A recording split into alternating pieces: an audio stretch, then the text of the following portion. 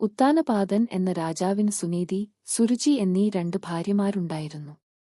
സുനീതിയുടെ മകനായ ധ്രുവനെ രാജാവ് അവഗണിച്ച് സുരുചിയുടെ മകൻ ഉത്തമനോട് മാത്രം സ്നേഹം കാണിച്ചു.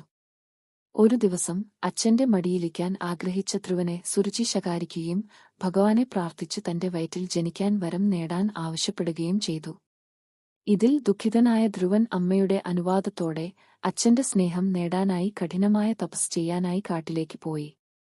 വഴിയിൽ വെച്ച് നാരദ മഹർഷിയെ കണ്ടുമുട്ടിയ ധ്രുവൻ ഓം നമോ ഭഗവതേ വാസുദേവായ എന്ന മന്ത്രം ഉപദേശമായി ലഭിച്ചു. ധ്രുവൻ മധുവനത്തിൽ ചെന്ന് കഠിനമായ തപസ്സനുഷ്ഠിച്ചു.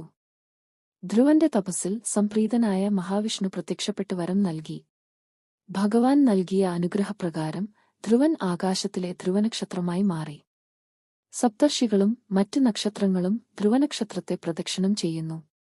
ധ്രുവൻ വളരെക്കാലം നീതിമാനായ ഒരു രാജാവായി ഭരണം നടത്തുകയും ചെയ്തു.